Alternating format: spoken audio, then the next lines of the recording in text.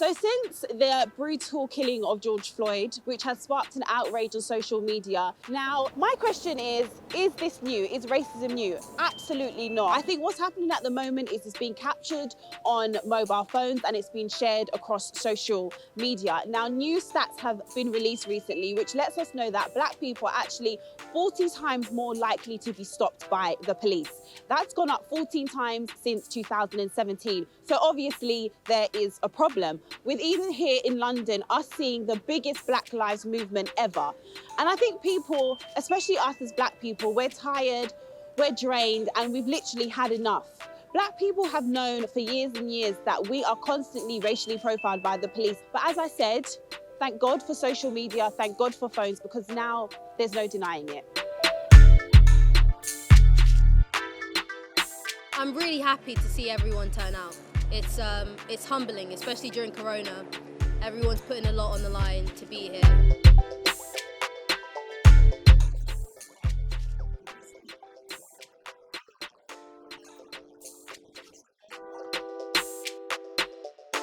We want to live a fair life, a better life. Even the police, they're saying we want things to change for the better. Institutional racism is still a thing, and as long as it still continues to be a thing, we will still be out here protesting and fighting for it to stop. Speaking of police brutality, I mean, it's been going on for years, but now with the youths who've got social media today, this is great where they can use their platforms to actually speak out and say it's wrong. People can see what's happening and react together. So I think that's key. Without the videos, we wouldn't even know. I didn't know that the organisers for the protest over here was you guys, and that you're so young, and it's so nice to see. And I was saying this, that I feel like my generation, because I'm 30, I'm old, that my generation and your generation, we're like trailblazers. We want active change. I feel like our parents, they were quite happy to just not be happy with a lot of stuff, but then just sit quietly as well. And we're kind of just like, nah, we're not doing that. So tell us how it all came about. What made you just think, all right, this is what we're going to do? Okay, so I'm an influencer. I, at the time, had like 40,000 followers on Instagram. And it was kind of a thing where everyone is posting, like everyone's posting and everyone's active and everyone's like, yeah, like we need to do something. But I'm not doing anything. I'm not doing anything. Like, so I thought to myself, you know what, Naomi? I'm gonna start a protest, or I'm gonna start a demonstration.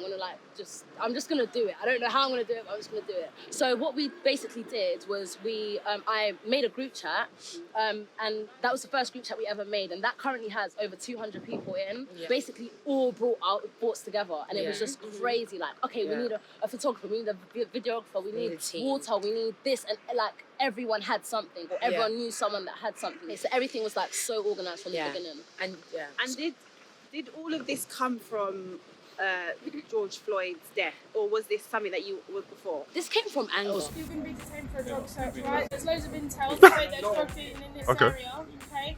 You're here with your friends, it's a couple of cars, and you haven't really given me enough reason to believe that you're here just seeing them. The reason I stopped you is when you came out of the Barnes, no offence to you, but you're a black male, okay? I'm not going to lie to you. Why are you going to break my window? Because you're obstructing me, I've detained you for a search. There is my warrant card. Do it now. Do not drag me out of the car. I'll get out of the car. Why are you dragging? Wait, I've got my dog. Don't drag me out of the car, man. I've got my dog. Don't grab my arm like that. Right, you're going to be placed in custody. No. Yes. There's no need for that. Look. There's no need for that. Look. Are you mad?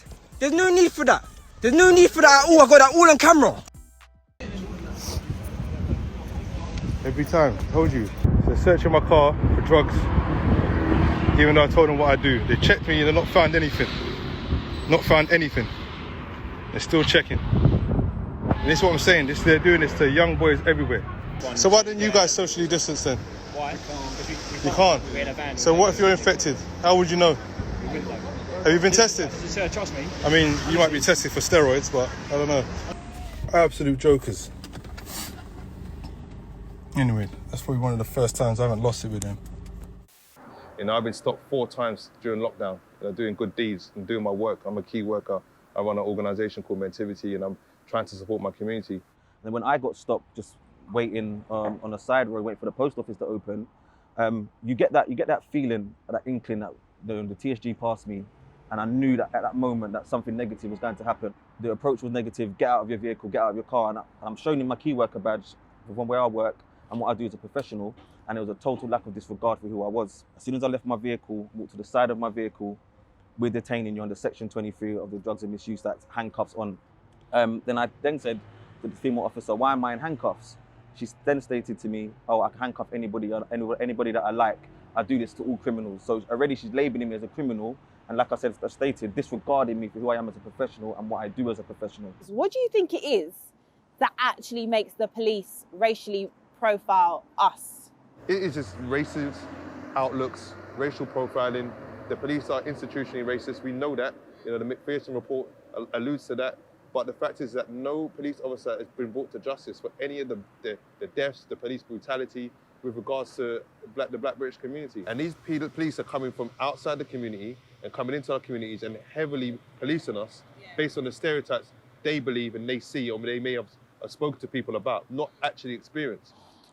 How did it feel to see George Floyd? Because obviously you've both had your experience with the police, so you know this is something, you've experienced this as black men. How did it feel to see that footage? Was you shocked by it? No, we become desensitized to it, and we shouldn't have to feel that it's the norm. That these are two nations that are built on oppression. And we've seen in the States with the protests and over here with the protests, we're not going to stand for it anymore. I talk about race, but I don't like talking about race because it gets me irate. Because me and my brother used to have a road when we was younger. If I hit him first, he would have to hit me back, or then we couldn't be cool until that happens. If he hit me first, then we couldn't reach no level of peace, no level of evenness, no level of middle ground until I hit him back. Then we can be cool after that. But when you talk to some white people about race, they want you to have a level of calmness, a level of peace when you're talking to them. But I find it difficult to do that because they don't understand that I've been hit and I don't feel like I can get a hit back. That's why I'm not calm. When I see that a man has put his knee on a black man's neck, it feels like I've been hit, and I can't hit the justice system back. I can't hit institutional racism back. I can't hit white supremacy back. So now it just feels like I'm getting hit, and the only thing I can do is just say, please stop hitting me. Hi David, how are you? I'm good, Zizi, how are you? I'm alright, you know. I just thought I'd give you a quick call so we could have a quick chat. So when you did the video that I saw, and obviously quite a few thousands of people saw, because you're a big boy influencer out here reaching the masses. Are you rolling your eyes at me? Don't roll your eyes. It's I am slightly. Very disrespectful. No, I'm joking. What made you do that? Did you see the video and then straight away you thought, I have to do this video? You know what, yeah? It wasn't even like that. I saw the video. Obviously, I was greatly distressed. But then I woke up the next morning and I said to myself, because I do a video almost every day on a different topic, and I said, I can't do a video about anything else. I have nothing else inside of me. Because when I watched that video, I felt like I felt my own neck physically constrict. Like, I felt like I felt not emotional pain, like physical pain. Just watching that and understanding, this is happening because he's like you. I didn't start by addressing George Floyd. I started by addressing the white people that won't understand our rage, because I already know. It's almost like you're pre-telling the conversation. It's like, oh my God, I can already hear what some racists are going to be saying. Let me just address them immediately. It's not easy to get through prison. It's not easy to go and sit on a visit and see your family. It's not easy to get bad news on the phone. So you can't tell me all I am is some criminal, because what I've just got through was a real ordeal. As soon as I came up out of Hyde Park Station, I felt this weird like heaviness come over me, of like emotion, and I felt almost drained instantly because I knew what I was gonna have to do when I got into the park. And it was sad because I thought, in 2020, why do I have to come and do this in 2020? Why still does my life or my fellow black people's life actually mean nothing? That we have to actually risk our life because we're supposed to be social distancing anyway. I have to come and risk my life because our lives are at risk. Like, do you get what I mean? Yeah, no, that's crazy. And I think, you know, I thought that as well. And one of the things that really made me emotional was seeing, it wasn't just black people that was there. Yeah. White people, Asian people, and everybody. And I saw white people crying. I just couldn't, like, I've never seen nothing like that in my life. You brought your children with you on Wednesday, and how did that feel? Was you nervous about bringing them? You know what? My son's 9, and my daughter's 14, so I was kind of worried with my son, like, is he gonna? But I had to sit him down and explain to him. Yeah, what's that like to explain to your children? Because I don't have kids, so what is that? Well, my daughter, as a teenager, she kind of half got why she needs to be here. With my son, I was kind of explaining to him that, look, obviously this is the situation. This is why people are marching. This is why people are protesting. So I wanted to give him the facts. So I said, you make a choice. Yeah. If you want to be part of this, if you want to come along, but this is how it's going to be. Yeah. And he thought about it, he slept on it, and woke up the next morning. I was like, you know what, Dad, I want to come. But even then, I was still anxious. But once we got here and we saw it, and just, you know, how peaceful and, you know, the energy and everything for a 9-year-old, he was like, I saw how inspired he was. I mean, he was marching, chanting, and me walking with my kids and chanting. Yeah. For me, it feels like, not in a way, if I don't, just to give them that pride, that, you know, you're black and you should be proud and nobody should make you feel some type of way about it. Well, my son said to me during the march, Dad, how come all the police officers are white? How do I respond to a 9-year-old? He shouldn't be looking, and that's what he sees. Because already in his head, he thinks, oh, we you know, they're separating. It's them and us. I marched for 4 years ago for, I think it was another guy called Alton Sterling that got shot in the US, and it was the same chants that we were saying. And I left and I felt angry because I thought, why are we back here 4 years later saying the same thing? And I think I'm so happy to hear that it's not just a march. And I think that's not everybody's leaders. And I think that's what we need. We need leaders, and not necessarily always outward leaders, because I think it needs to be like you guys have done. There's 6 of you, there's 8 of you that can dip your hands into different different strong points, and I think that's really important. And I'm happy to know that you've got plans to continue after the march, and that was one of my main things. Like, okay, so what's going to happen next? I'm not trying to sound bad to everyone. I know people want to be in the movement, but the issue is that a lot of people say they want to do it and they're not doing anything. It's all talk. So the issue is that you need to see who's actually active. There's a lot of even celebrities who will say, yeah, I'm involved in this. I get maybe donating money, but it's direct action that's needed. It's direct. It's going to the MPs. It's going to the media to basically spin it in a way that's not negative. Now we need to get into these white spaces. That's why a lot of the time we were asking for like allies, especially because that's what helps us get into those like institutions. So when we had all these people who wanted to help, especially we've even had like not just media, but people contact us saying, I'm for your cause, I want to do this, I want to do that. We've got a petition, so we were doing stuff like I know there's a petition going out which we've got saying that they want to change the curriculum, curriculum in terms of including more books on privilege and systematic racism, which is key, and then also changing like the national curriculum to include British colonial history, because that is missing, and it's all education. Because as I was telling them, education is something that they can never take away from. So just explain to us what you do with your organisation, Mentivity. So we're inspirational and aspirational mentoring service. We focus on early intervention through use of informed education, which is a facet of youth work to affect positive change. So we go on site to schools. We work with young people from the age of 8 now up to 25. And touching on education, I'm meeting with Anne-Marie Cowley, who's the Chief Inspector for Neighbourhood and Partnerships for Lambeth and Southwark. Colin Wingrove, who's the Borough Commander for Lambeth. He's aware of what I want to do. So we've agreed it in principle in terms of the training programme, which should be 3 strands to it. So the first strand is actually training the police officers in terms of cultural equity and how to interact in dialogue with young people, but also go doing outreach work with these same police officers to actually make them see that these children are just children. They're humans coming with us to the schools, volunteering their time to understand the issues that we face and to understand and build their cultural equity. And then the third strand of it might be a bit controversial to some, but we have to infiltrate these organizations. So I've got a project that we just launched with Goldman Sachs called the Raising Aspirations Project, which will basically create a pathway into various corporations and organizations, with the Met Police being one of them. So if we don't have active black British officers or administrators or whatever it may be, you can't then influence what's going on. You can only influence from the outside. We've got to infiltrate at different levels of society. I think there should be more black police officers, but do you not think within our culture, it's not like, look at Michael when he went in, no, seriously, when he went into Love Island, and mate, the whole of the timeline ripped him. Look at that pig, look at the ex, like, it's not in our culture, it's not, we don't think it's good to be police officers, but I think that's what we need. We need more black police officers so that a black police officer can say to their white police officer colleagues, actually, no, just because he's black and he's got a hood on, it doesn't mean that he's committed a crime. Yeah. Do you get what I mean? Yeah, nah, you're right. I think the main key thing for this, away from that, is how we deal with each other.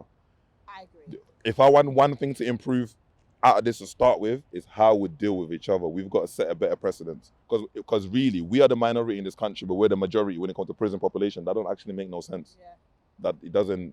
So it shows, you know, a lot of it is how we're dealing with each other. And I think this, seeing how it was and how people were there, that, you know, people getting together, that, you know, that type of communal spirit, I hope people go home and keep it. I hope this is not just, okay, let's march this week, and next 2 weeks, we're back on, you know, this, that, and the third. I hope people we have to deal with each other better. We have to be more patient with each other. We have to be more resilient.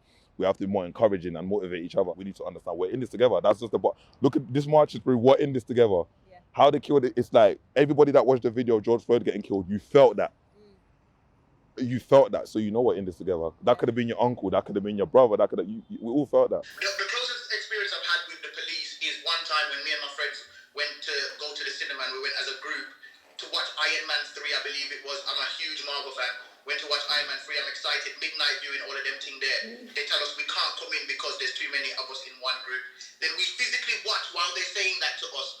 Another group of white lads and girls walk into the cinema and them not say anything. And I sat on the floor of the cinema and I said, I'm not moving.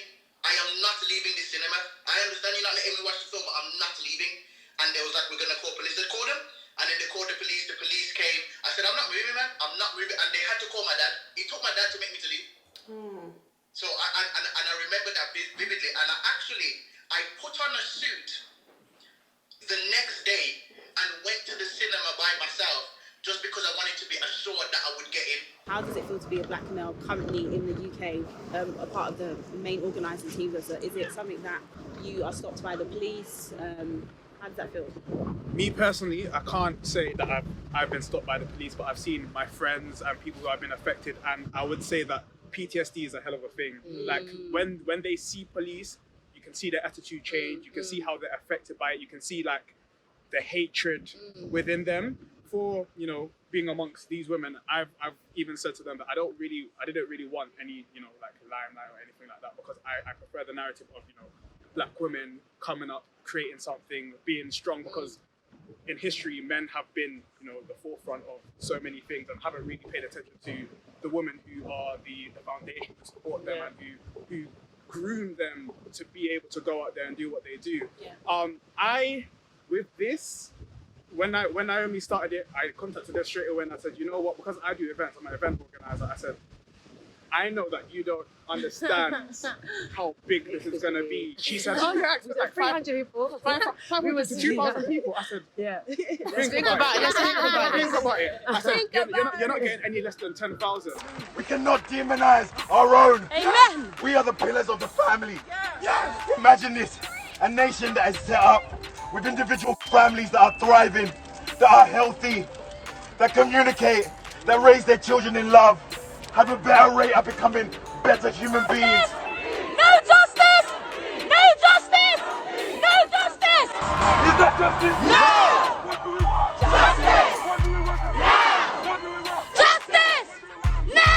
You have a heart that's bigger than the Amen! Yeah!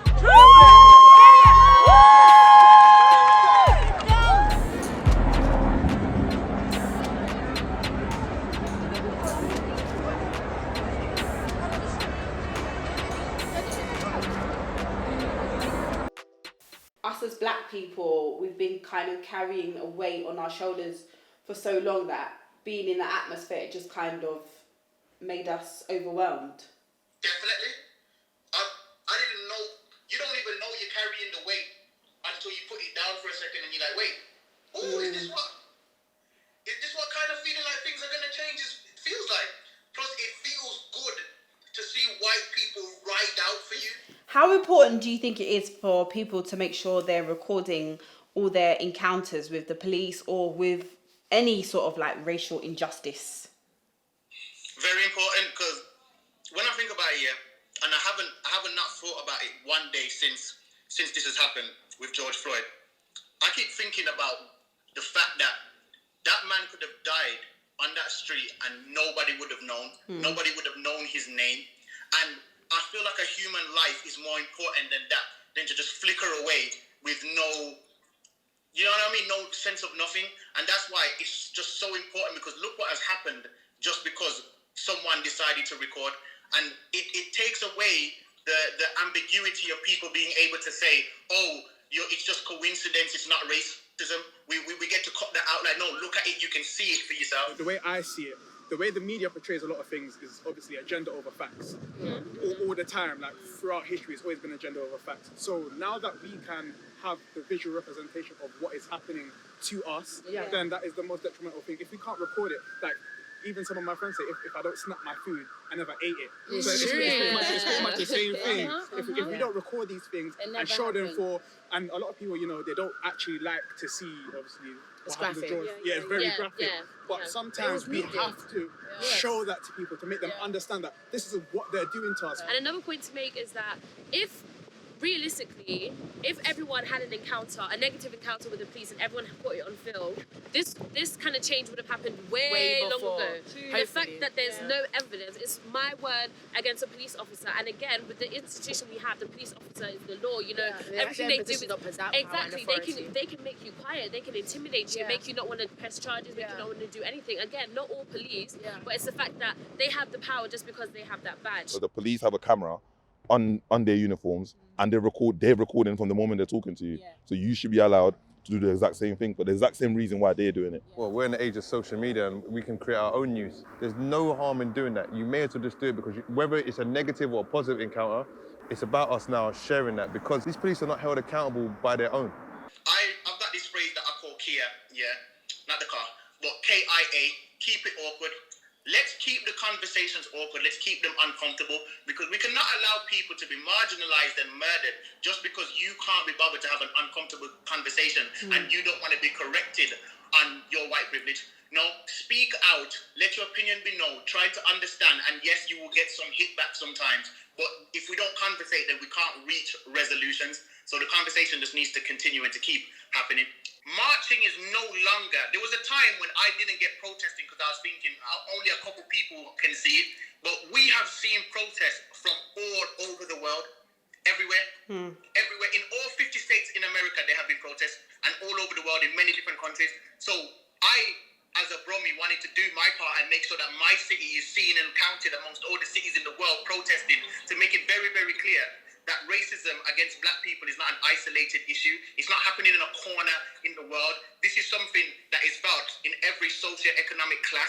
This is something that a celebrity feels, and this is somebody that works in Londis feels. We all feel like we are treated differently, and I think every form of way that we can make that clear to people, we should be doing. It doesn't matter whether we're actually always racially profiled, because we're always aware that we could be. And the acknowledgement of the fact that we always could be is enough. That's enough PTSD. That's enough mental health issues for us to feel like we're profiled, even if we are not.